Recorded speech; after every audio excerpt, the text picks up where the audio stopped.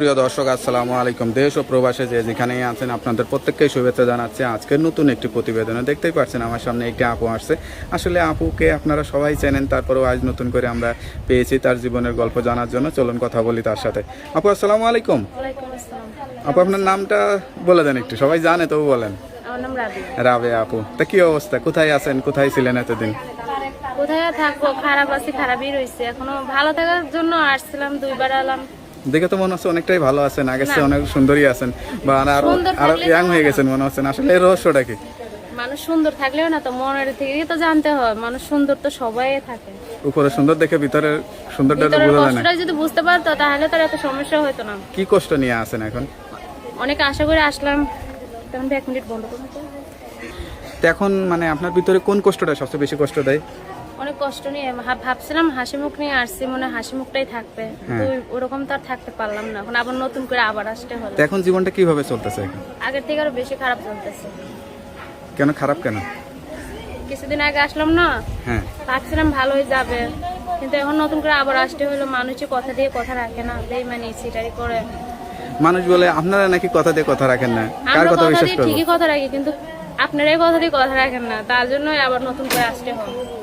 সব মেয়েরা কে রে, না, কমেন্ট পড়লে দেখা যায় যে আসলে আপনাদের বিরুদ্ধে অনেক ধরনের মানে কমপ্লেন দেয় যারা আর কি। খারাপ মেয়ে তাদের সাথেই তো ভালো মানুষ পরে যে তাদের সাথে করাটা ঠিক, আর যারা ভালো মেয়ে তাদের আজকাল চিনে না।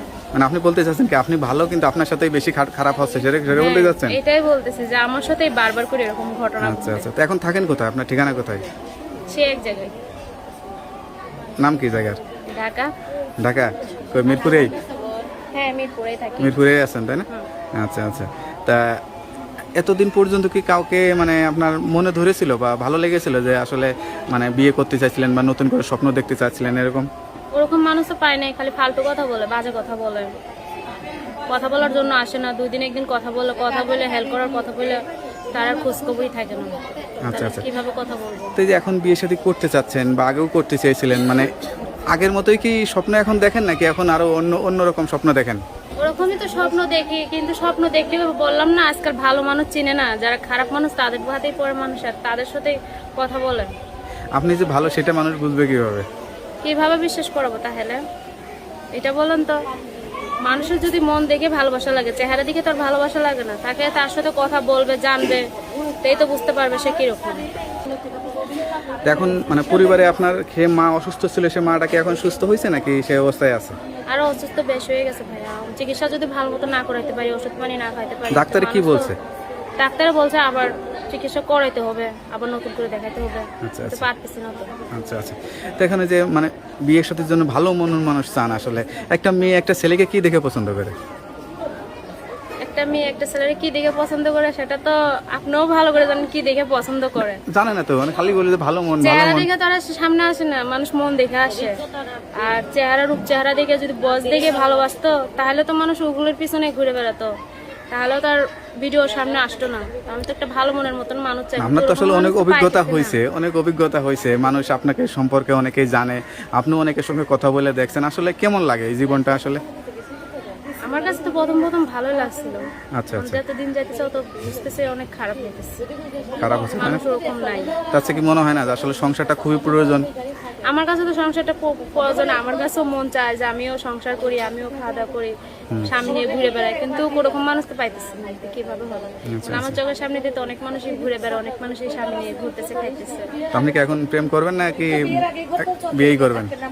আমি তো বিয়ে করবোই, আমি তো আপনাকে আগে বলছি, এখনো বলতেছি, নতুন করে না, নতুন বলার করে মতন কি যেহেতু আছে? আপনি এখন নতুন জীবন শুরু করতে যাচ্ছেন, সেজন্য একটু যাচাই বাছাই করে নেওয়ার জন্য তো সময় লাগে, সেটা চান কিনা? হ্যাঁ, আমি তো ওইটাই চাই যে আমাকে বিয়ে করবে, সে আমার পাশে দাঁড়িয়ে তার মন দেখা, সে কতটুকুনি ভালোবাসে, সে কিভাবে রাখবে, তাই সেখানেই তো মানুষের বিশ্বাস হবে সেটাই। যে সত্যিকারের মানুষ সেই রাখার মতন।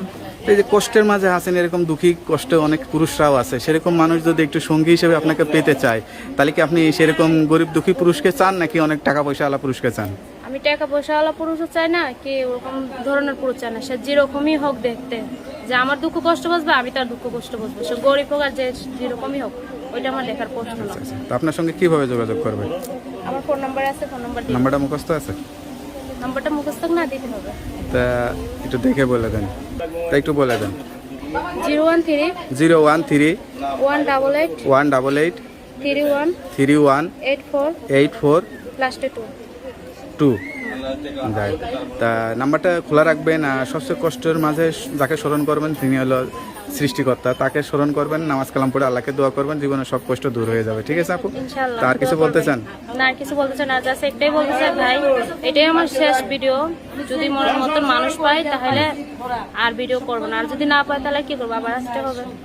আর যে তো যাই হোক, কথা আমরাও বলেন চাই, একটু হ্যাঁ। ভালোভাবে কথা বলেন, খারাপ কথা বলেন না। আমরা সবার চাই ঘরেই আপনার যাতে আর মাহফিল আছে। না আসা লাগে, আপনি চাইবেন সেরকম একটা খোঁজখবর নিয়ে সংসারী হয়ে যাওয়া। ঠিক আছে, তো ভালো থাকেন, দোয়া করি। আসসালামু আলাইকুম। ওয়ালাইকুম আসসালাম।